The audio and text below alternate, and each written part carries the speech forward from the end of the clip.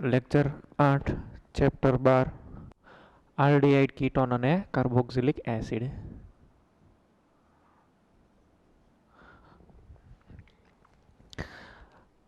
Last time આપણે છે એ carboxylic એસિડની બધી પ્રિપરેશન્સની એની વાત છે એ કરેલી હતી.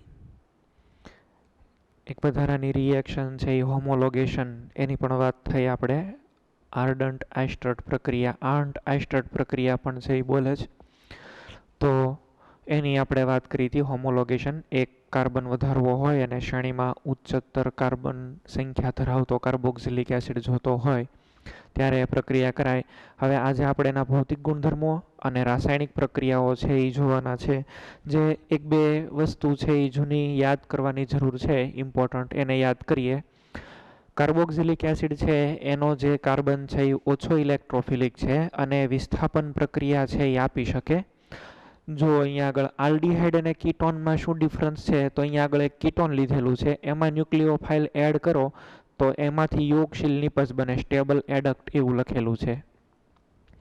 આમાં કાર્બોક્સિલિક એસિડમાં એવું ન થાય. આર, COO અને એલ એના વ્યુત્પન્નો છે, એમાં Cl પણ હોઈ શકે, OCOR, OR, પછી NH2 એટલે કે એસ્ટર પણ હોઈ શકે, એમાઇડ પણ હોઈ શકે, એનહાઇડ્રાઇડ પણ હોઈ શકે, એસિડ ક્લોરાઇડ.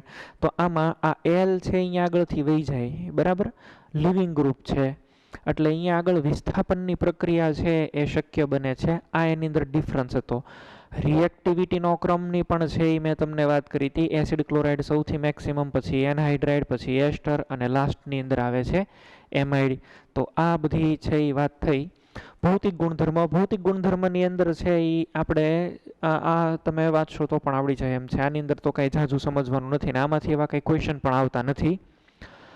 9 કાર્બન પરમાણુ સુધી એલિફેટિક કાર્બોક્સિલિક એસિડ ઓરડાના તાપમાને અરુચિકર વાસ ધરાવતા રંગવિહીન પ્રવાહી હોય છે. વાત થઈ હતી ને આપણે, કેપ્રોઇક એસિડ બહુ ખરાબ વાસ આવે, બરાબર. હેક્ઝેનોઇક એસિડ પણ એને કહેવાય, એને ડર્ટી સોક્સની અંદરથી વાસ આવતી હોય. પછી પ્યુન્ઝન્ટ સ્મેલ છે એસેટિક એસિડની, આ બધી. બ્યુટેરિક એસિડ, બરાબર, રેન્સિડ બટર જે હોય એમાંથી જે વાસ આવતી હોય. ઉચ્ચ એસિડ સંયોજનો મીણ જેવા ઘન સ્વરૂપે હોય અને નીચી બાષ્પશીલતાને કારણે વાસવિહીન હોય. કાર્બોક્સિલિક એસિડના ઉત્કલન બિંદુઓ સમાન આણ્વિક દળ ધરાવતા આલ્ડીહાઇડ કીટો એની ઉત્કલન બિંદુ કરતાં ને આલ્કોહોલ કરતાં પણ ઊંચા હોય. એની પાછળ થવાનું રીઝન એવું છે, આમાં ડાયમરાઇઝેશન થઈ જાય. સામે બે અણુઓ એકબીજાની સાથે જોઈન્ટ થઈ જાય, ડાયમરાઇઝેશન થાય અને ગેસિયસ ફેઝની અંદર પણ આ ડાયમર છે એનો બોન્ડ બ્રેક નથી થતા. જો વાસ્તવમાં મોટાભાગના કાર્બોક્સિલિક એસિડ સંયોજનો વાયુ અવસ્થામાં એપ્રોટિક દ્રાવકોમાં ડાયમર સ્વરૂપે છે એ હોય. અને એટલા માટે જ તમને છે એ યાદ અપાવું, તમે લોકો દ્રાવણો પ્રકરણ છે, સોલ્યુશન ચેપ્ટર, એની અંદર છે એ વોન્ટ ઓફ અવયવ આ ઇન્ટ્રોડ્યુસ કરો છો. એમાં તમારે એક સેન્ટેન્સ આવે છે, બેન્ઝીન જેવા દ્રાવકની અંદર કાર્બોક્સિલિક એસિડનું દ્રાવણ બનાવીને જો એનો અણુભાર માપવામાં આવે ઠાર બિંદુ અવનયન પદ્ધતિથી, તો વાસ્તવમાં મળતો, પ્રાયોગિક રીતે મળતો અણુભાર સૈદ્ધાંતિક અણુભાર કરતાં ડબલ હોય. એની માટે વોન્ટ ઓફ અવયવ એસોસિએશન થઈ જાય. આ બધી વાત તમને ખ્યાલ આવવો જોઈએ. આમાં જો ડાયમર એનો આપેલો છે, બે સામે જોઈન્ટ થઈ જાય. સેમ ફિગર તમે તે ચેપ્ટરની અંદર પણ જોયેલી છે. દ્વિઅણુ ડાયમર વાયુ અવસ્થામાં અથવા તો એપ્રોટિકમાં, ત્યાં કેરોસીનની વાત કરી છે. 4 કાર્બન પરમાણુ સુધીના એલિફેટિક કાર્બોક્સિલિક એસિડ સંયોજનો પાણી સાથે H બોન્ડ બનાવીને મિશ્રિત થાય છે. કાર્બન પરમાણુની સંખ્યા વધે તેમ પછી હાઇડ્રોફોબિક ઇન્ટરેક્શન વધતી જાય અને પછી અદ્રાવ્ય બની જાય છે. પાણીની અંદર છે એ દ્રાવ્ય થાય ત્યારે આ પ્રમાણેના H બોન્ડ છે એ બનાવે, બરાબર. સાદામાં સાદો aromatic carboxylic acid, benzoic acid ઠંડા પાણીમાં લગભગ અદ્રાવ્ય હોય છે. અહીંયા આગળ સમજવાની વાત છે કે એ ઠંડા પાણીની અંદર અદ્રાવ્ય છે, ગરમ પાણીમાં દ્રાવ્ય થાય છે. ઠંડા પાણીમાં અદ્રાવ્ય, ગરમ પાણીમાં દ્રાવ્ય, એમ થવા પાછળનું રીઝન એની અંદર છે એ ટેમ્પરેચર તમે ઇન્ક્રીઝ કરો તો ઇક્વિલિબ્રિયમ કોન્સ્ટન્ટ ચેન્જ થાય, વોટરની અંદર છે એ સોલ્યુબલ થાય છે, બરાબર. આ સિવાય કાર્બનિક દ્રાવકો, બેન્ઝીન છે, ઇથર છે, આલ્કોહોલ, ક્લોરોફોર્મ વગેરેમાં સુદ્રાવ્ય થાય. હવે આની વાત કરીએ રાસાયણિક પ્રક્રિયાઓની, બરાબર છે. તો કાર્બોક્સિલિક એસિડની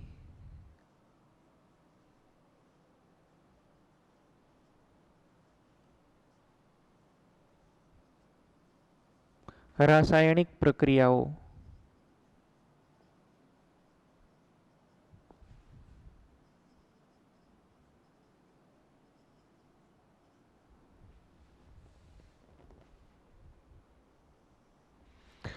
જુદી જુદી પ્રક્રિયાઓ છે એ આની અંદર જોવા મળે. એમાં પ્રક્રિયાઓની અંદર એક તો આ COOH છે, એમાં C bond O bond H, આ બોન્ડ જે છે એ બ્રેક થવાથી થતી પ્રક્રિયાઓ. ઓક્સિજન અને હાઇડ્રોજન, COOH સમૂહ છે એમાં RCOOHના ઓક્સિજન અને હાઇડ્રોજન, આ હાઇડ્રોક્સી સમૂહના ઓક્સિજન અને હાઇડ્રોજન બંધ તૂટવાથી થતી પ્રક્રિયા. બીજી કઈ ટાઈપની રિએક્શન છે એ આવે તો કે કાર્બોક્સિલિક એસિડમાં કાર્બન અને ઓક્સિજન વચ્ચેનો બોન્ડ છે એ બ્રેક થાય. આ એક પ્રક્રિયા છે એ જોવા તમને મળે. અચ્છા, અહીંયા આગળ તમે છે એ વિચારીને કહો, જો આ ઓક્સિજન અને હાઇડ્રોજન આ બેમાં વધારે ઇલેક્ટ્રોનેગેટિવ ઓક્સિજન છે તો બંધ છે એ વિષમભાગી વિભાજનમાં તૂટે, ઓક્સિજન ઉપર નેગેટિવ ચાર્જ આવે અને હાઇડ્રોજન H+ના સ્વરૂપની અંદર નીકળશે. જ્યારે કોઈ પણ સંયોજન H+ તમને છે એ આપે તો એવા કેસની અંદર એ એસિડ તરીકે વર્તે છે એવું કહી શકાય, એટલે કે એની એસિડિક વર્તણૂક આપણને જોવા મળે. તો એસિડિક વર્તણૂકની અંદર છે એ અહીંયા આગળ આપણને જોવા મળે તો આમાં આપણે કઈ કઈ પ્રક્રિયાઓનો અભ્યાસ કરી શકીએ? એના એસિડિક સ્વભાવનો.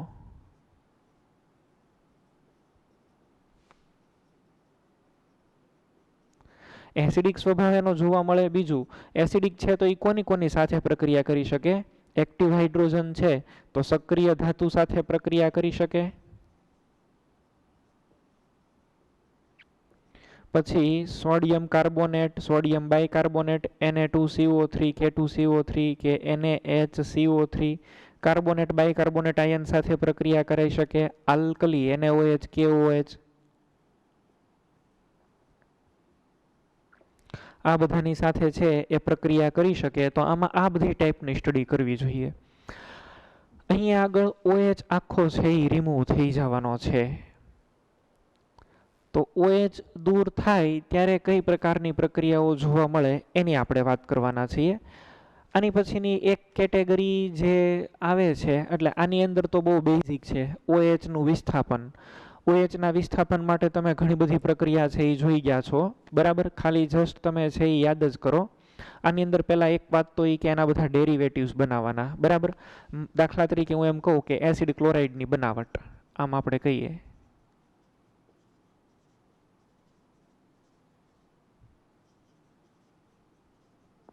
એસિડ ક્લોરાઇડ બનાવવો હોય તો OH તમારે વિસ્થાપિત કરીને ત્યાં શું લાવવું પડે? Cl. OHની વિસ્થાપન કરવા માટે કયા પ્રક્રિયકો વપરાય બોલો? PCl3, PCl5, SOCl2, આ બધા આવશે. તો બસ આની સાથેની પ્રક્રિયા છે. પછી તમે એનહાઇડ્રાઇડની બનાવટ પણ લઈ શકો.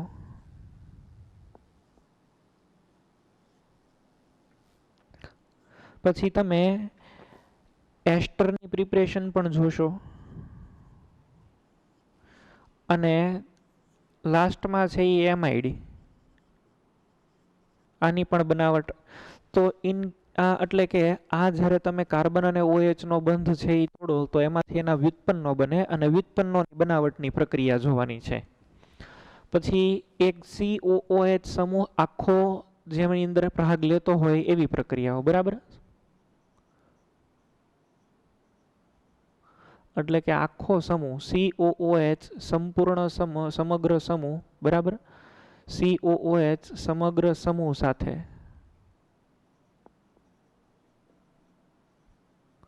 થતી પ્રક્રિયાઓ. આની અંદર છે એ કઈ કઈ આવશે તો કે એક તો આવશે ડીકાર્બોક્સિલેશન, બરાબર? ડીકાર્બોક્સિલેશન થાય તો CO2 ગેસ આની અંદરથી નીકળી જાય. તો ડીકાર્બોક્સિલેશનની પ્રક્રિયાઓ આની અંદર આપણે જોઈશું મેઇનલી.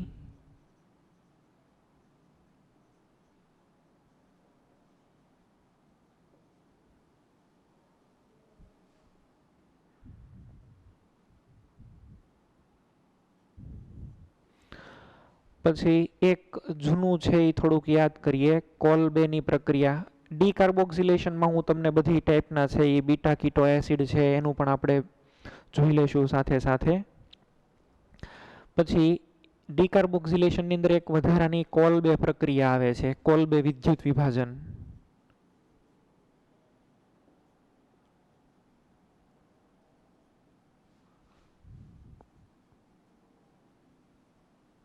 આમ તો ડીકાર્બોક્સિલેશનને જે પ્રક્રિયાઓ છે એમાં આખો COOH સમૂહ ભાગ લે. પછીની જે પ્રક્રિયાઓ આમાં જોવા મળે છે એ છે કે એસિડના હાઇડ્રોકાર્બન ભાગમાં, એટલે કે આરની અંદર થતી પ્રક્રિયાઓ. બરાબર, એસિડના હાઇડ્રોકાર્બન ભાગમાં આમાં એક હજી આપણે એડ કરી દઈએ રિડક્શન. આખું COOH સમૂહ ભાગ લેતો હોય એવી પણ પ્રક્રિયા એડ કરીએ તો રિડક્શન પણ કરી શકાય આમાં. એને પણ તમે કહી શકો ને, રિડક્શનમાં HI સાથે પ્રક્રિયા કરો તો એમાં આખું COOH સમૂહનું રિડક્શન થઈ જાય અને તમને આલ્કેન મળે, તો રિડક્શન પણ એડ કરજો આમાં. એસિડના હાઇડ્રોકાર્બન ભાગમાં થતી પ્રક્રિયાઓ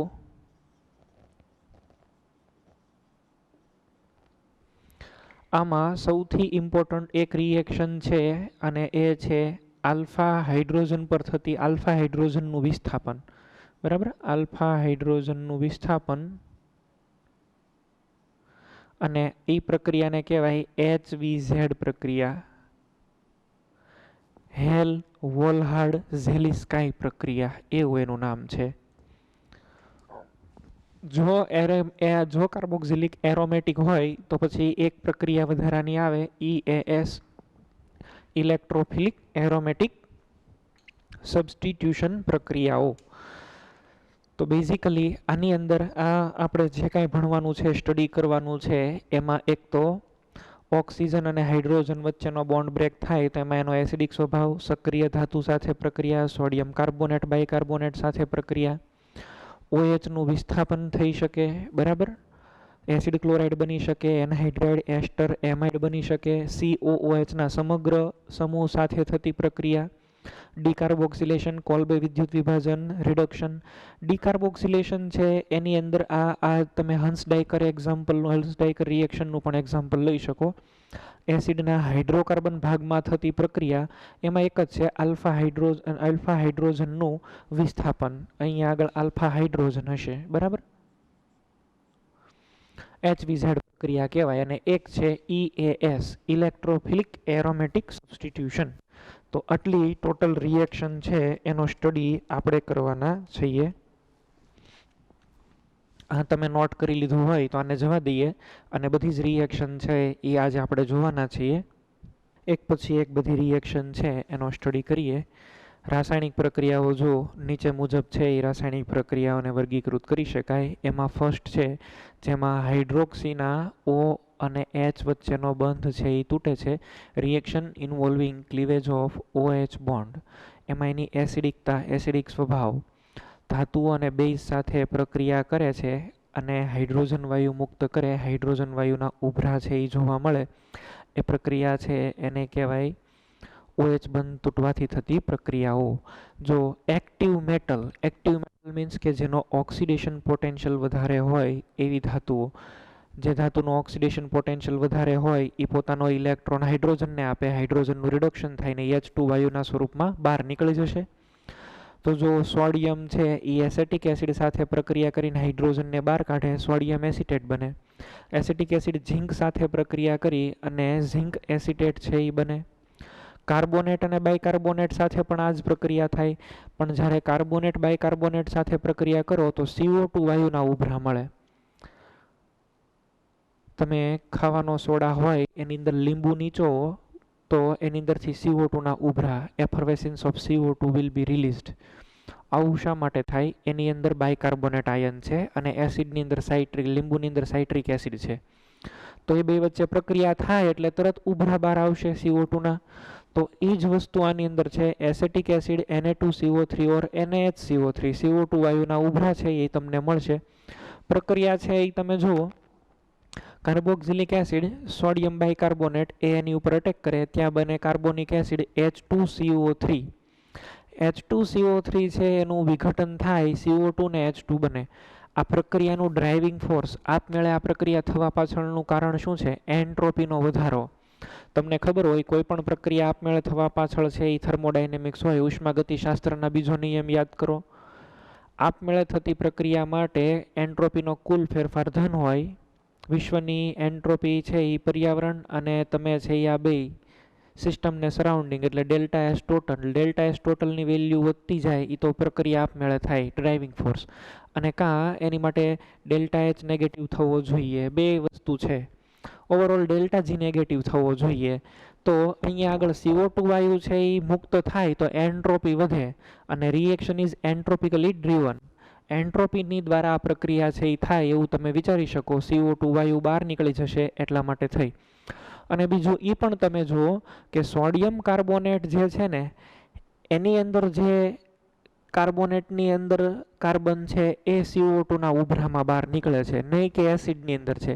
એસિડની અંદર જે કાર્બન છે એ એમનેમ જ રહેવાનો. જો એની માટે થઈને C14 લેબલ્ડ બેન્ઝોઇક એસિડ લીધેલું છે, એની સોડિયમ બાયકાર્બોનેટ સાથે પ્રક્રિયા કરી તો આમાં જે NaHCO3 માં જે કાર્બન છે એ નોર્મલ કાર્બન છે, CO2 ના સ્વરૂપમાં જશે. ને બેન્ઝોઇક એસિડમાં COOH માં જે કાર્બન 14 છે એ બેન્ઝોઇક એસિડની અંદર જ રહે છે, સોલ્ટ સ્વરૂપે સોડિયમ બેન્ઝોએટમાં આવેલો. જો તો આ પ્રાયોગિક વાતની સાબિતી છે કે કાર્બન ડાયોક્સાઇડ છે એ કાર્બોનેટની અંદરથી બહાર નીકળે છે, નહીં કે એસિડમાંથી. એસિડ તો ખાલી H+ જ પ્રોવાઈડ કરે છે, બરાબર.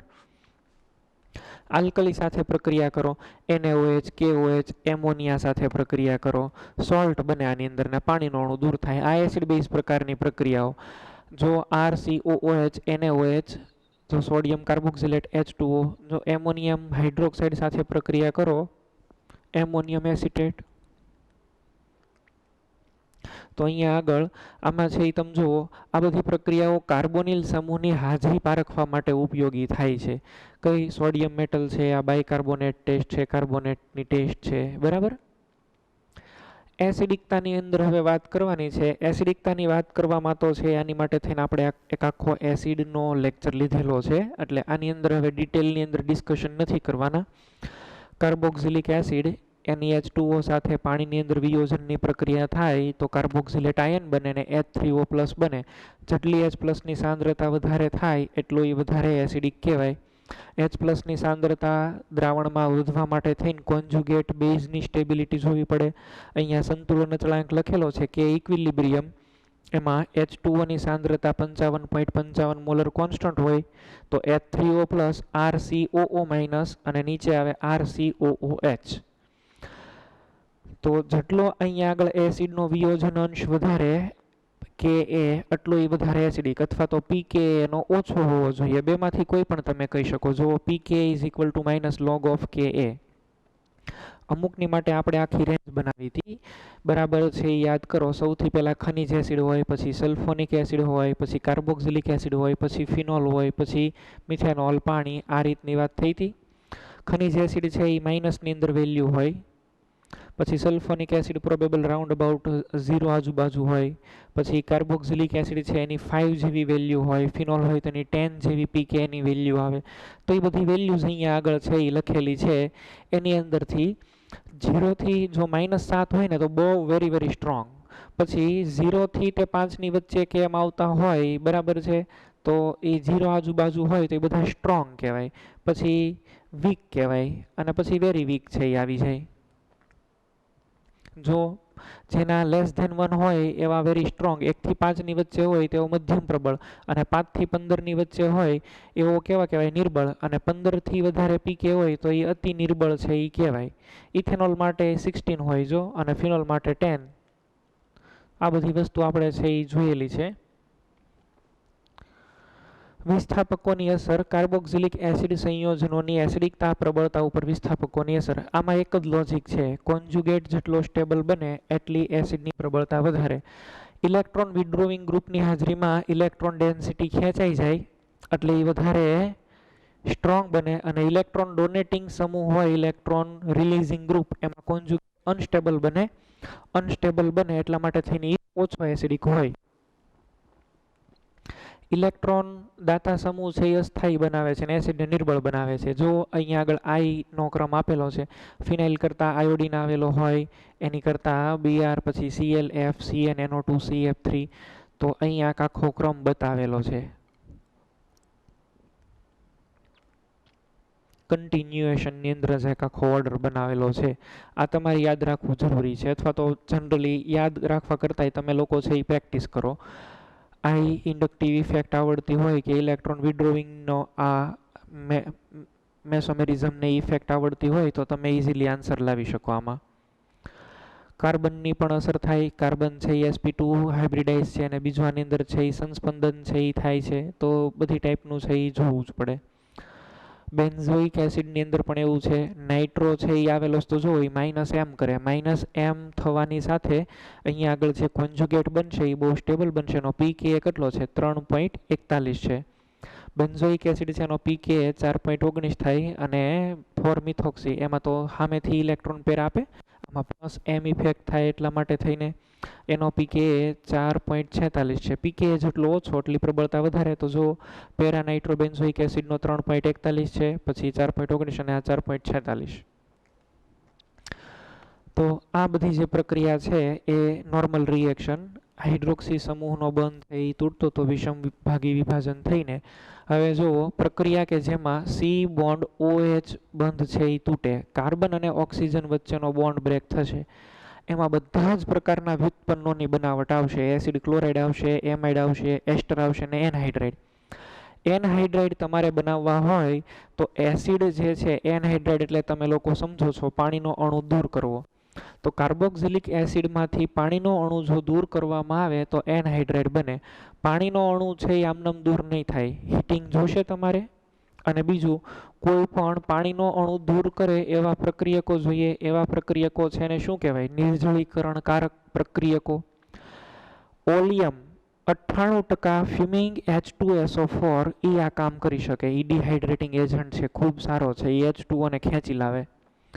P4O10 એ પણ છે એક પ્રકારનો નિર્જલીકરણકારક પ્રક્રિયક છે. તો P4O10 અને H2SO4 છે, 2 મોલ એસિડમાંથી પાણીનો અણુ દૂર કાઢી નાખશે અને તમને એનહાઇડ્રાઇડ આપશે. જો આ જો ઇથેનોઇક એસિડના 2 અણુ છે, એટલે કે આ પ્રક્રિયા હંમેશા આંતરઆણવીય જ થવાની. ઇથેનોઇક એનહાઇડ્રાઇડ બને. તમે લોકો છે એ મિક્સ એનહાઇડ્રાઇડ પણ બનાવી શકો. જુઓ આ પ્રમાણે એસિટિક એસિડ છે એ લઈ લો, CH3 C double bond OH, અને બેન્ઝોઇક એસિડ અહીંયા લ્યો, C6H5 C double bond OH. H2O છે એ દૂર કાઢવાનું છે. તો જો આમાંથી આ H2O ના અણુને કાઢી નાખો. આ પ્રક્રિયા કેમાં થાય? નિર્જલીકરણકારક પ્રક્રિયકો P4O10 ઓર કોન્સન્ટ્રેટેડ H2SO4 ફ્યુમિંગ સલ્ફ્યુરિક એસિડ અને સ્ટ્રોંગ હીટિંગ. પાણીનો અણુ દૂર થાય એને એનહાઇડ્રાઇડ કહેવાય. તમે લોકો પાયરો ક્યારે લખાય, બરાબર, એનહાઇડ્રાઇડ ક્યારે લખાય, આવું તમે પી બ્લોકની અંદર ફોસ્ફરસ માટે બધું શીખેલા છો, યાદ કરો જસ્ટ. એમાં પણ તમારે એનહાઇડ્રાઇડનો કન્સેપ્ટ આવેલો છે. તો આને હવે તમે આ કાર્બનને સીધો આમાંથી આપણે H2O છે એ રિમૂવ કરવાનો છે. તો પાણીનો અણુ છે એ આની અંદરથી દૂર થયો, આ બરાબર. ઓક્સિજન આ બેયની વચ્ચે કોમન આવી જશે, CH3 C double bond O C double bond O C6H5. શું થયું આ? તો કે આ ઇથેનોઇક પછી આ બેન્ઝોઇક એનહાઇડ્રાઇડ, મિક્સ એનહાઇડ્રાઇડ મેં બનાવ્યો, બરાબર. Ethanoic benzoic anhydride. તો તમે આ પ્રમાણે પણ છે એ બનાવી શકો. 2 મોલ એસિટિક એસિડ લ્યો તો શું બને? એસિટિક એનહાઇડ્રાઇડ, પ્રોપિયોનિક એનહાઇડ્રાઇડ, પછી જેવું બેન્ઝોઇક એનહાઇડ્રાઇડ જે પ્રમાણે બનાવવા હોય એ પ્રમાણે તમારે એસિડને સિલેક્ટ કરવાના. બીજી મેથડ એ છે કે એસિટિક એસિડ લ્યો અને એકનો એસિડ ક્લોરાઇડ લ્યો, પિરિડીનની હાજરીમાં પ્રક્રિયા કરાવો, HCl દૂર થાય, HCl પિરિડીનથી તટસ્થ થઈ જાય. ત્રીજી મેથડ એ છે એસિડ ક્લોરાઇડ લ્યો અને સોડિયમ એસિટેટ લ્યો. સોડિયમ એસિટેટ ન્યુક્લિયોફાઇલ તરીકે વર્તન કરશે અને એસાઇલ ક્લોરાઇડ ઇલેક્ટ્રોફાઇલ છે, તો ન્યુક્લિયોફાઇલ ઇલેક્ટ્રોફાઇલ વચ્ચે પ્રક્રિયા થઈ અને એસિટિક એનહાઇડ્રાઇડ છે એ બને. તો તમારે કઈ રીતે બનાવવો છે એ આપણી ઉપર ડિપેન્ડ હોય. આ આ જે રિએક્શન છે એ તમે જુઓ CH3COCl, એમાં Clનું વિસ્થાપન થઈ ગયું અને સામે છે એ સોડિયમ છે એ રિમૂવ થઈ જશે. તો 3 મેથડ છે એ મેં તમને કીધી. સેકન્ડ છે એસ્ટરીકરણ. એસ્ટરીકરણની પ્રક્રિયા છે એ આપણે આગળના ચેપ્ટર આલ્કોહોલની અંદર પણ શીખ્યા હતા. અહીંયા આગળ એક એડિશનમાં આપણે ખાલી મિકેનિઝમ જોવાના છે. એસ્ટરીકરણની પ્રક્રિયા છે એની આગળના લેક્ચરમાં પણ વાત થઈ. ફક્ત પાણીની હાજરીમાં એમાં ન કરાય, એસિડની હાજરી અનિવાર્ય છે. એસિડની હાજરીમાં એનો એનર્જી બેરિયર છે એ ઓછો હોય. એનર્જી બેરિયર ઓછો હોય તો પ્રક્રિયાનો વેગ વધે. એસિડની હાજરીમાં પ્રક્રિયા છે એ સંતુલનની અંદર છે એ રહેશે. એસ્ટરીકરણની પ્રક્રિયા એસિડમાં જ થાય. સાંદ્ર H2SO4 છે એ જોઈએ. H2SO4 ગેસ યુઝ કરો તો એને ફિશર સ્પિયર એસ્ટરીકરણ છે એવું પણ કહેવાય. એની આપણે મિકેનિઝમ જોઈએ. એક પોઈન્ટ બરાબર યાદ રાખવાનો છે કે એસ્ટરીકરણની પ્રક્રિયામાં એસિડમાંથી OH જાય અને આલ્કોહોલમાંથી H જશે. આ ક્લિયર થવું જોઈએ. આની અંદર રેડિયો એક્ટિવ લેબલનો ટ્રેશર સ્ટડી પણ કરેલો છે આપણે. મિકેનિઝમ છે એ જોવાની છે. જુઓ તમે, કાર્બોક્સિલિક એસિડ પહેલાં તો એનું પ્રોટોનેશન છે એ થાય. પ્રોટોનેટેડ કાર્બોક્સિલિક એસિડ બને, એમાં રેઝોનન્સ છે એ થશે, મધ્યવર્તી સંયોજન બને, એમાં પ્રોટોન માઇગ્રેશન થાય, પાણીનો અણુ દૂર થશે અને એસ્ટર મળશે. અહીંયા આગળ છે હું મિકેનિઝમ ફરીથી છે એ લખું છું, બરાબર છે એ જોજો. કાર્બોક્સિલિક એસિડ RCOOH,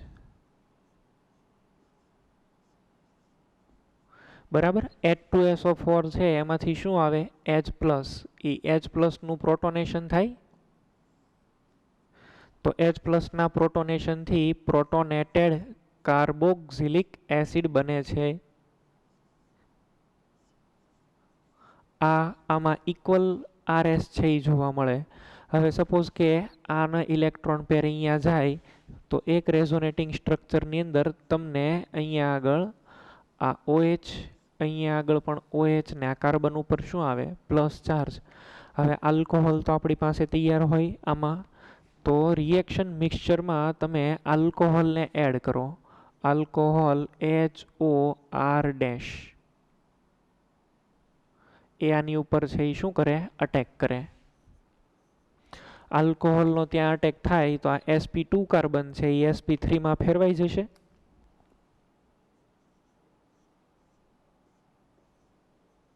અહીંયા આગળ પણ OH આવશે, અહીંયા પણ OH આવશે. અહીંયા શું જોઈન્ટ થયું? આલ્કોહોલ. આલ્કોહોલ છે એ પ્રોટોનેટેડ થઈ જશે.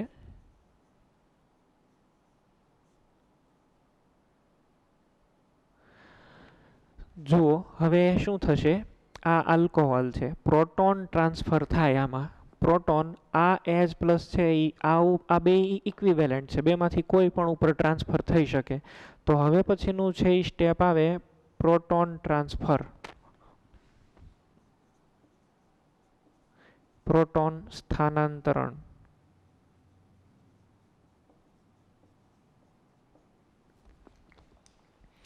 પ્રોટોન સ્થાનાંતરણ થાય, અહીંયા આગળથી એક H+ ત્યાં આવી જશે તો ત્યાં RCOH2+, અહીંયા OH, આ OR' થશે. હવે આ તો લિવિંગ ગ્રુપ કહેવાય. આ લિવિંગ ગ્રુપ છે એ ઇલેક્ટ્રોન પેર લઈને નીકળી જાય. આને ઇલેક્ટ્રોન છે એ અહીંયા મૂકશે તો -H2O લિવિંગ ગ્રુપ નીકળી ગયો. જુઓ, પ્રોટોનેટેડ એસ્ટર આપણને મળે. RC↑O, આ H અને OR'. હવે એસિડ છે એ તો કેટેલિસ્ટ છે. કેટેલિસ્ટ હોય તો એ પછીના સ્ટેપમાં રિમૂવ થઈ જાય. જો આ જે છે આને ઇલેક્ટ્રોન પેર આપી દેશે તો અલ્ટિમેટલી આપણને છે એ મળે છે શું? એસ્ટર. RC↑O, અહીંયા શું જોઈન્ટ થયું? OR' થયું. એમાં આલ્કોહોલ જે છે એમાંથી H ગયો છે અને OH જે છે એ એસિડમાંથી ગયો છે. તો આ રીતે એની મિકેનિઝમ છે એ થઈ, બરાબર છે. શું યાદ રાખવાનું છે? એસિડમાંથી OH જશે અને આલ્કોહોલમાંથી H જશે. મિકેનિઝમ અહીંયા આપેલી છે, જુઓ. પ્રોટોનેટેડ એસ્ટર, પછી એમાંથી H+ રિમૂવ થાય, એસ્ટર બને. મેં તમને જેમ કીધું એમ એસિડમાંથી OH, આલ્કોહોલમાંથી H, કોન્સન્ટ્રેટેડ H2SO4. તમે ટ્રેસર ટેકનિકનો યુઝ કરીને પણ કરી શકો. જુઓ, oxygen of methanol is labelled with 18. આ રેડિયો એક્ટિવ ઓક્સિજન છે એટલે લેબલ કરેલું છે. બેન્ઝોઇક એસિડ, તો એસિડની અંદરથી છે એ જો H જતો હોત ને આલ્કોહોલમાંથી OH જતો હોત તો H2O ની અંદર આવવો જોઈએ, પણ એવું નથી થતું, એસ્ટરમાં જ મળે છે. ધેટ મીન્સ કે આલ્કોહોલમાંથી H જાય છે અને એસિડમાંથી OH જાય છે. એસિડની રિએક્ટિવિટી માટેનો ક્રમ જુઓ, આમાં તમારે અવકાશી અવરોધ જોવાના છે. આલ્કોહોલ જેટલો નાની સાઇઝમાં એટલો વધારે રિએક્ટિવ, એટલું એસ્ટર વધારે મળે, અને સામે એસિડ ઉપર પણ જેમ હિન્ડ્રન્સ ઓછું, અવકાશી અવરોધ ઓછો, એમ એની પ્રક્રિયા વધારે થાય. તો આલ્કોહોલમાં મિથેનોલ સૌથી વધારે રિએક્ટિવ, પછી 1 ડિગ્રી, 2 ડિગ્રી, 3 ડિગ્રી, અને એસિડની અંદર તમારે આલ્ફા કાર્બન ઉપર વિસ્થાપનો જોવાના છે, બરાબર. અથવા તો એની તમને હું કહું તો ઇલેક્ટ્રોફિલિસિટી જોવાની છે, અને આની ન્યુક્લિયોફિલિસિટી જોવાની છે. આ બે તમને ક્લિયર થઈ ગયું? હવે રિએક્શન છે એ ચેન્જ કરીએ. એસિડ ક્લોરાઇડ બનાવવો છે તો PCl3 PCl5 SOCl2 સાથે પ્રક્રિયા કરો. આ તો વેરી કોમન છે. થાયોનાઇલ ક્લોરાઇડને અગ્રિમતા આપવામાં આવે કારણ કે એમાં બે નિપજ વાયુમય હોય, વાયુઓ બહાર નીકળી જાય, બીજા કોઈ શુદ્ધ મળે, બીજા કોઈ યુનિટ ઓપરેશન કે પ્રોસેસની જરૂર રહેતી નથી. જો અહીંયા આગળ RCOOH સાથે PCl5ની પ્રક્રિયા કરી. આ ઘણી વખત આપણે છે એ ડિસ્કસ કરી ગયા છે કે PCl5 હોય તો એનું આ ટાઈપનું સ્ટ્રક્ચર હોય. 3 જે ક્લોરીન છે એ કેવા કહેવાય? ઇક્વિટોરિયલ. 2 ક્લોરીન છે એ કેવા હોય? એક્શલ. એક્શલ જે હોય આના બોન્ડ કેવા હોય? વીક હોય. વીક બોન્ડ હોય તો આના બોન્ડ બ્રેક થઈ જાય, આ 2 ઓક્સિજન છૂટા પાડી દે, તો તમારી પાસે RCOOH આવેલું હોય, બરાબર છે. આની PCl5 હારે પ્રક્રિયા કરો. PCl5 મીન્સ PCl3 અને Cl2, અહીંથી બોન્ડ બ્રેક થઈ જાય. જો એક આની અંદરથી શું મળે? HCl. એક છે એ શું નીકળે? જો POCl3. RCO ની સાથે Cl આવી જાય, શું થાય? RCOCl. અને P ડબલ બોન્ડ OCl3 હોય. આ બહુ એક્સ્ટ્રા સ્ટેબલ બોન્ડ હોય, ફોસ્ફરસ ઓક્સીક્લોરાઇડ. SOCl2 સાથે પ્રક્રિયા કરો, SNI પ્રકારની પ્રક્રિયા થાય, ઇન્ટરનલ ન્યુક્લિયોફિલિક સબસ્ટિટ્યુશન રિએક્શન. તો બધી આમાં આપેલી. જો PCl5 હારે પ્રક્રિયા કરો, PCl3 સાથે તમે કરો તો ફોસ્ફરસ એસિડ છે એ મળે. એમોનિયા હારે પ્રક્રિયા કરો, એમોનિયા સાથે છે એ પ્રક્રિયા કરો તો પહેલાં છે એનો ક્ષાર બનાવે, એમોનિયમ એસિટેટ, અને એને હીટિંગ કરો તો પછી MID બને, પાણીનો અણુ દૂર થઈ જાય. Ammonium acetate, heating.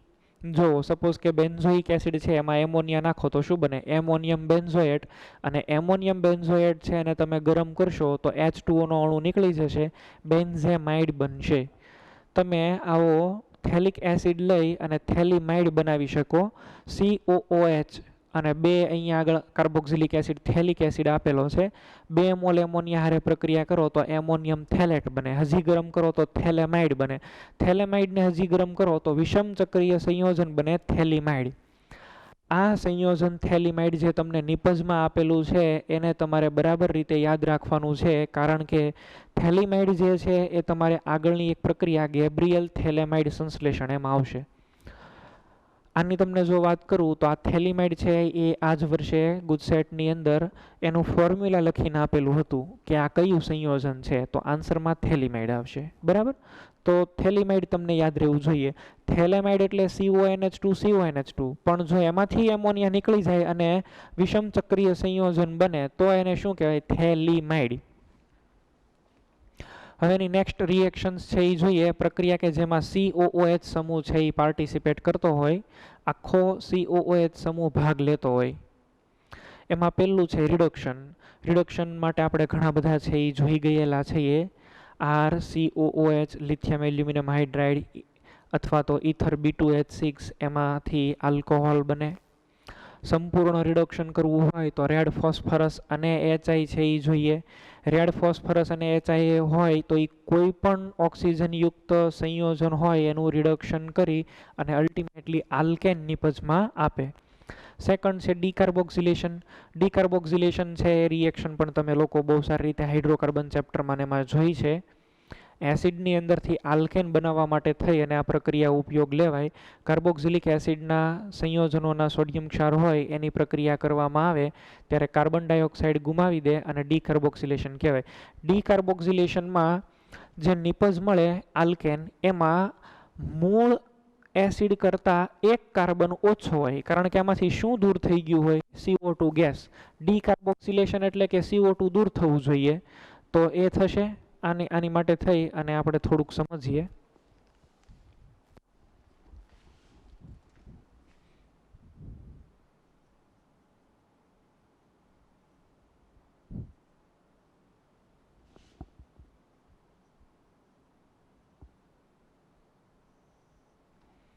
ડીકાર્બોક્સિલેશન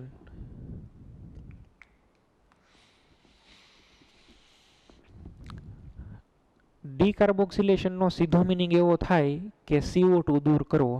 ડીકાર્બોક્સિલેશન એટલે CO2 નો અણુ છે એ દૂર થવો જોઈએ. તો એસિડ આવેલો હોય RCOOH અને આમાંથી જો ડીકાર્બોક્સિલેશન થાય તો RH અને CO2 નીકળી જાય. તમારે ગમે એમ કરીને આ CO2 ને બહાર કાઢવાનો છે. તો એની માટે થઈ અને આપણે જોઈશું અહીંયા આગળ સોડા લાઈમ. સોડા લાઈમ છે એ શેનું મિક્સચર છે? NaOH અને કેલ્શિયમ ઓક્સાઇડ CaO નું મિશ્રણ છે. 3:1 નું રેશિયો હોય, 3:1. તો સોડા લાઈમની હાજરીમાં તમે જો આને ગરમ કરો તો આલ્કેન અને CO2 ગેસ નીકળી જાય. હવે કઈ રીતની છે એ રિએક્શન થાય એ તમે જુઓ. સપોઝ કે RCOOH આપેલું છે. સોડા લાઈમમાં શું હોય? NaOH. તો NaOH જે છે એમાંથી OH માઇનસ આ H પ્લસને લઈ જાય. એ તો આપણે એસિડ બેઝ પ્રક્રિયા થાય એ હમણાં જ આપણે છે એ જોયું. આમાંથી શું બને? Salt. RCOO minus plus H2O. જો હવે આ ફર્સ્ટ સ્ટેપ છે. સેકન્ડ સ્ટેપની અંદર તમે લોકો હીટિંગ કરો છો આને, બરાબર? હીટિંગ કરતા હોય એટલે આમાંથી CO2 નીકળી જશે. કઈ પ્રક્રિયા થશે? આ પ્રમાણે.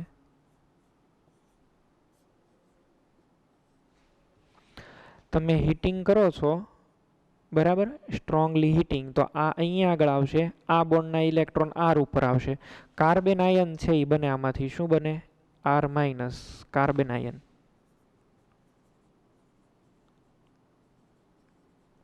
પ્લસ અહીંયા તો ડબલ બોન્ડ છે એ આવ્યો, તો અહીંયા બની જશે CO2. C double bond O double bond O. જો આમાં તમારે હીટિંગની શું કામ જરૂર પડે? Why heating is required? Because અહીંયા તમે જે આ લોન પેર પાછી મૂકો તો બને છે કયો બોન્ડ? પાઈ બોન્ડ. અને બ્રેક કયો કરો? Sigma bond. પાઈ બોન્ડ બને એટલે ઉષ્મા છે એ ઓછી મુક્ત થાય અને જે બોન્ડ બ્રેક કરવાનો છે એ સ્ટ્રોંગ છે. બને છે એ બોન્ડ કયો છે? વીક. અને જે તૂટે છે એ બોન્ડ કયો તૂટે છે? સ્ટ્રોંગ. તો સ્ટ્રોંગ બોન્ડને બ્રેક કરવા માટે એનર્જી વધારે જોઈએ, એટલા માટે થઈને રિએક્શન છે એમાં હીટિંગ જોઈએ. અને મોરોવર આ રિએક્શન છે એ RDS, એનું સ્ટેપ આ જ છે. કાર્બન આયન જે બનાવો ને એ કાર્બન આયન જેટલો સ્ટેબલ એટલી આ પ્રક્રિયા થાય. તો એમ છતાં આ પ્રક્રિયા થવા પાછળનું રીઝન તમે જુઓ, એન્ટ્રોપિકલી આ રિએક્શન છે એ ફેવર્ડ હોય, બરાબર? એન્ટ્રોપીને કારણે આ પ્રક્રિયા છે એ થશે. હવે થર્ડ સ્ટેપમાં જે અહીંયા આગળ કાર્બન આયન બનેલો છે એ કાર્બન આયન H2O ઉપર અટેક કરશે.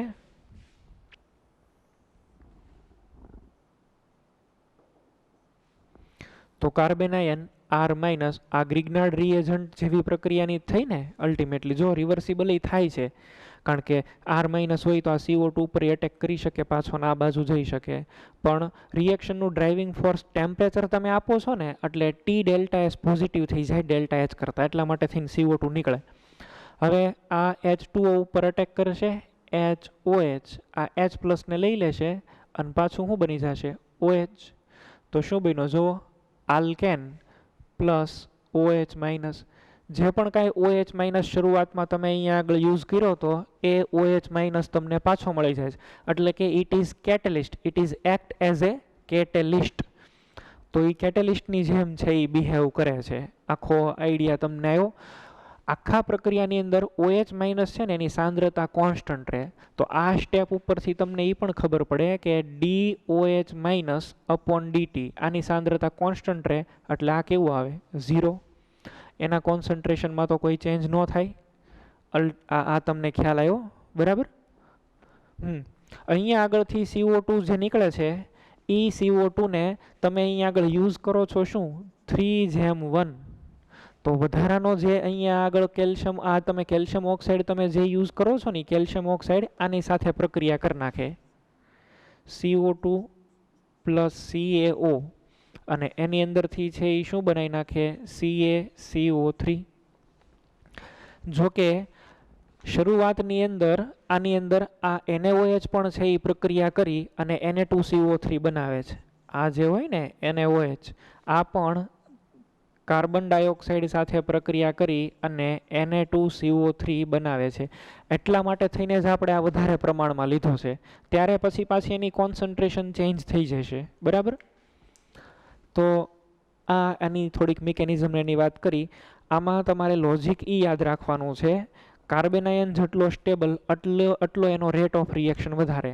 આની અંદરથી મેક્સિમમ ઈ ટાઈપના ક્વેશ્ચન જ આવે છે કે ડીકાર્બોક્સિલેશન માટે ઘણા બધા સંયોજનો આપ્યા હોય અને તમને એમ પૂછે કે કોનો રેટ સૌથી વધારે હોય, તો એના 1-2 એક્ઝામ્પલને એવું આપણે જોઈ લઈએ. તમને સપોઝ કે માની લો કે આ પ્રમાણે આપેલું છે CH3 COOH CHCl CH2 COOH CH3 CH2 COOH. તમારે આ કાર્બન આયનની સ્ટેબિલિટી કમ્પેર કરવાની. જેમાં કાર્બન આયન વધારે સ્ટેબલ બનતો હોય એનો રેટ ઓફ રિએક્શન વધારે હોય. તો તમારે રેટ ઓફ રિએક્શન લખવો હોય તો રેટ જે છે આમાં માની લો કે કાર્બન આયન તમે બનાવશો આ પહેલામાં, તો આની અંદર કાર્બન આયન પહેલાની અંદર કયો બને? આમાં બોલો. આમાંથી જે કાર્બન આયન બનશે એ કયો બનશે? Methyl carbon ion.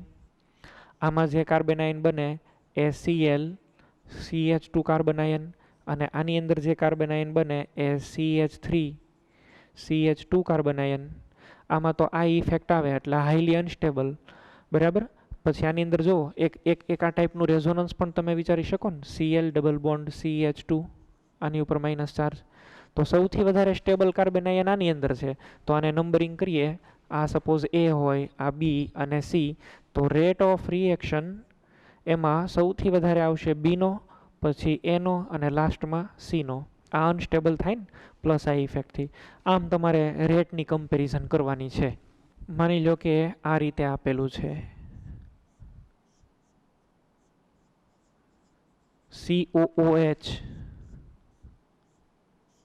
અને એક આમ આપ્યું COOH. આમાંથી કાર્બન આયન છે આ બેમાંથી કોનો રેટ ઓફ રિએક્શન વધારે હોય? આમાંથી કાર્બન આયન બનાવો, CO2 તો નીકળી જશે, ત્યાં બનશે કાર્બન આયન. આની અંદરથી કાર્બન આયન બનાવો તો જઈ અહીંયા -4, પણ જો એ એલાઇલિક છે. એલાઇલિક હોય તો એમાં શું થાય? રેઝોનન્સ. રેઝોનન્સ થાય તો આ કેવો હોય? સ્ટેબલ. તો રિએક્શનની સ્પીડ કોની વધારે હોય? ડીકાર્બોક્સિલેશન. આની વધારે હશે. બરાબર.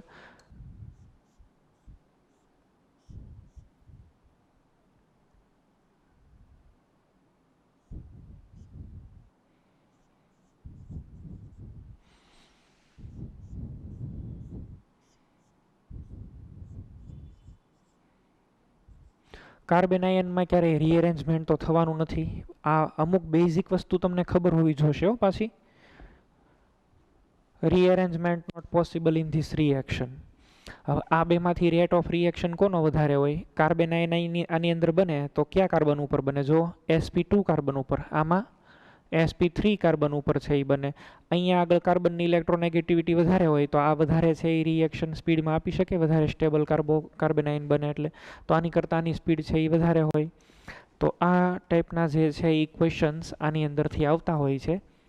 ડીકાર્બોક્સિલેશનની અંદર હવે બીજું આપણે છે એ જોઈએ બીટા કાર્બોનાઇલ એસિડ કે કોઈ પણ આપણે એમાં પર્ટિક્યુલરલી આપણે જે સિલેબસમાં છે એ છે બીટા કીટો એસિડ.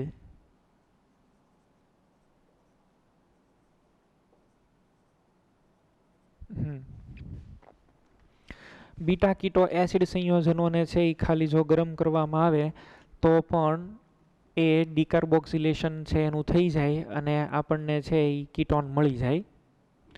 એક હજી એક્ઝામ્પલ જોઈને પછી આની ડિસ્કશન કરીએ. ચાલો, કાર્બન આયનની તમને વાત કરી તો કાર્બન આયનની અંદર તો ઇન્વર્ઝન થતું હોય. એક સરસ એક્ઝામ્પલ છે એ આપણે લઈએ CH3, અહીંયા ડ્યુટેરિયમ, અહીંયા આગળ C2H5 અને COOH. કાર્બન આયનથી જ પ્રક્રિયા થાય છે. એની સાબિતી શું છે? આને તમે છે એ જ્યારે સોડા લાઇમની ટ્રીટમેન્ટ આપો ને NaOH CaO હીટિંગ, તો આમાંથી શું બને? કાર્બન આયન બને. બે પ્રોડક્ટ આની અંદરથી મળે, બરાબર? ડેક્સ્ટ્રો લીવો બે પ્રોડક્ટ મળે, કારણ કે કાર્બન આયનની અંદર તો શું થતું હોય? રિંગ આની અંદર ફ્લિપિંગ થતું હોય sp3 પિરામિડલ. તો આમાંથી જે પ્રોડક્ટ મળે CH3 ડ્યુટેરિયમ, અહીંયા H, આ C2H5 પ્લસ આ પણ પ્રોડક્ટમાં મળશે. જો CH3, અહીંયા H, આ બાજુ ડ્યુટેરિયમ અને અહીંયા C2H5. તો આ જે છે આ રિએક્શન એની સાબિતી આપે છે. ડેક્સ્ટ્રો લીવો બે અહીંયા આગળ બને, ડી ને એલ બે છે અહીંયા આગળ આમાં બને. તો એ વસ્તુની છે એ સાબિતી છે કે પ્રક્રિયા કાર્બન આયન થ્રુ જાય છે.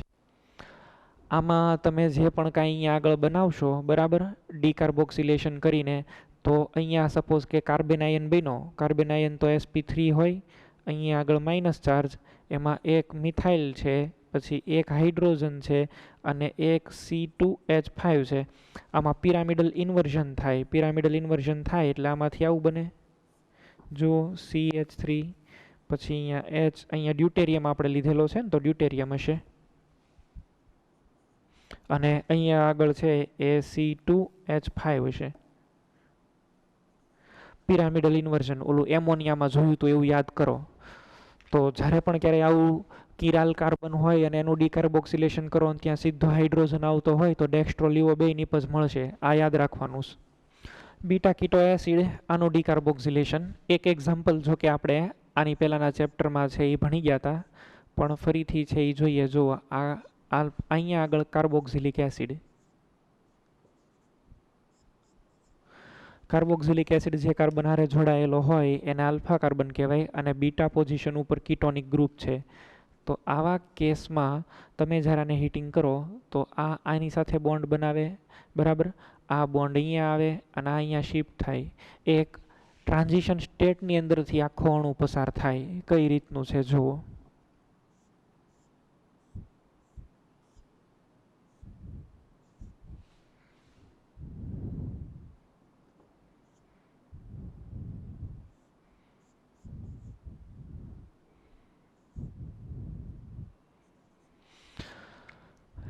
આ ઓક્સિજન છે એનો આ પાઈ બોન્ડ બ્રેક કરી નાખે.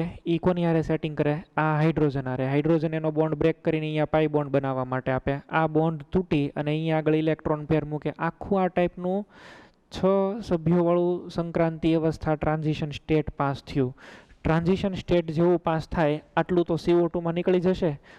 એ મુક્ત શું જાય પાછળ? તો કે અહીંયા આવી જશે OH. જો અહીંયા શું આવ્યું? Double bond. આમાં શું થાય? ટોટોમેરિઝમ. ટોટોમેરિઝમ છે એ તમે કરાવો તો અહીંયા ફરીથી પાછું C ડબલ બોન્ડ O. આ 5 મેમ્બર્ડ રિંગ છે.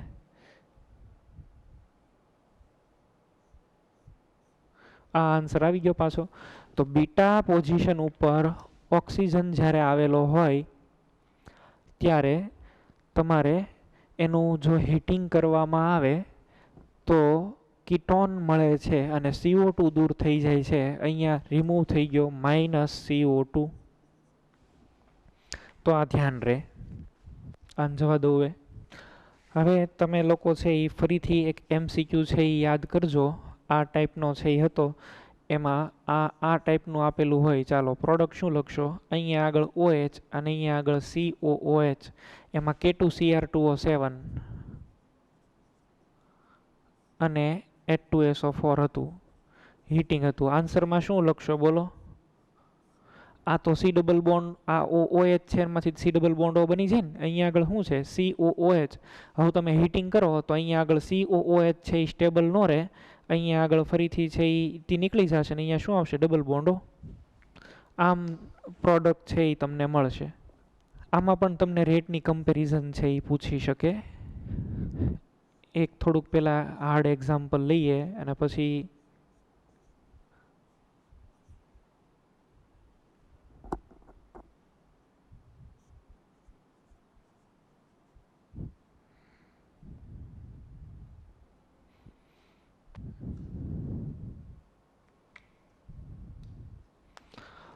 આની અંદર છે એ તમે હીટિંગ કરાવો, શું થશે બોલો?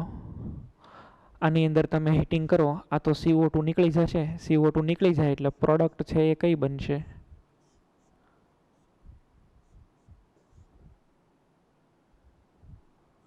અહીંયા આગળ પણ ડબલ બોન્ડ આપ્યો છે.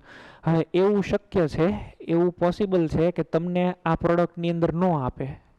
હવે આ તમને પ્રોડક્ટની અંદર ન આપે તો પ્રોડક્ટમાં આપે શું? આ આપેલું હોય, આની અંદર છે એ તમે ટોટોમેરિઝમ કરાવો તો અહીંયા આગળથી છે એ ટોટોમેરિઝમ થાય તો આ ડબલ બોન્ડ અહીંયા આગળ શું બન્યું? OH. એક બોન્ડ અહીંયા આવશે, અહીંયા આગળ બનાવ્યું OH, આ બોન્ડ અહીંયા આવશે. તો એવું શક્ય છે તમને રિએક્ટન્ટમાં આ આપ્યો હોય અને પ્રોડક્ટ આ આપી હોય. આ સમજાણી વાત તમને? પ્રક્રિયા કા આપ્યો હોય અને નિપજ આ આપી હોય, તો તમને હવે કન્વર્ટ કરતા આવડવું જોઈએ. એક નાનો એવો ક્વેશ્ચન હજી છે એ સોલ્વ કરીએ.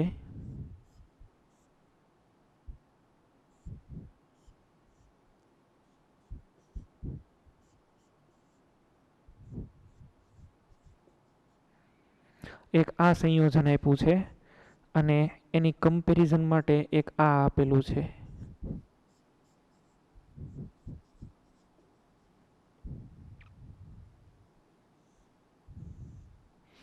આમાં બ્રિજ હેડ પોઝિશન છે, આમાં એવી બ્રિજ હેડ પોઝિશન નથી.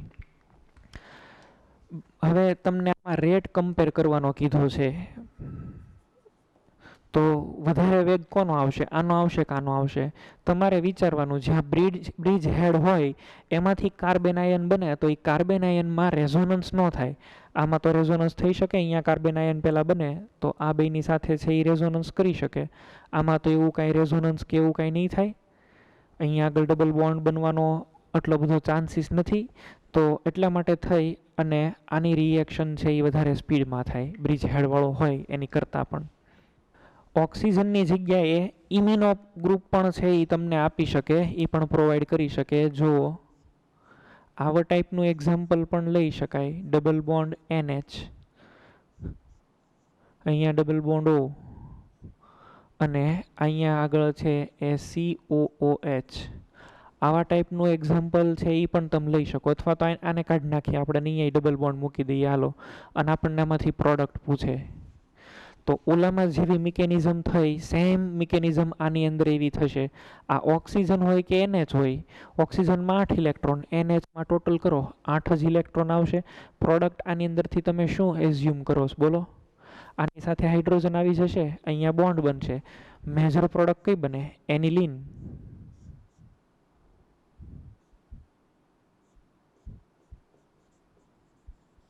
આ આન્સર આવ્યો. તો કાર્બોક્સિલેશનની બધી વાત છે એ આપણે ડીકાર્બોક્સિલેશનની રાખીએ. હવે આગળ છે એ જોઈએ. એક બીજો એ પણ પોઈન્ટ કે એકના એક કાર્બન ઉપર 2 COOH ગરમ આવેલો હોય અને તમે એને જો થોડુંક હીટિંગ કરો તો એમાંથી એક CO2 આપમેળે નીકળી જાય. એકના એક કાર્બન ઉપર if 2 carboxyl group is joined with the same carbon atom then the slight heating is required to remove 1 CO2 from that molecule. Beta keto acid, જો 3-ઓક્સોબ્યુટેનોઇક એસિડ ગરમ કર્યો, શું બન્યો? પ્રોપેનોન. અહીંયા આગળ મેલોનિક એસિડ ગરમ કર્યો, શું બન્યો? Acetic acid. અહીંયા તમે જુઓ કે એસિડના આલ્કાઇલ સમૂહમાં રહેલા કાર્બન પરમાણુની સંખ્યા કરતાં બમણી સંખ્યામાં કાર્બન પરમાણુ ધરાવતા હાઇડ્રોકાર્બન સંયોજનો બનાવે અને આને કોલ્બે વિદ્યુત વિભાજન કહેવાય.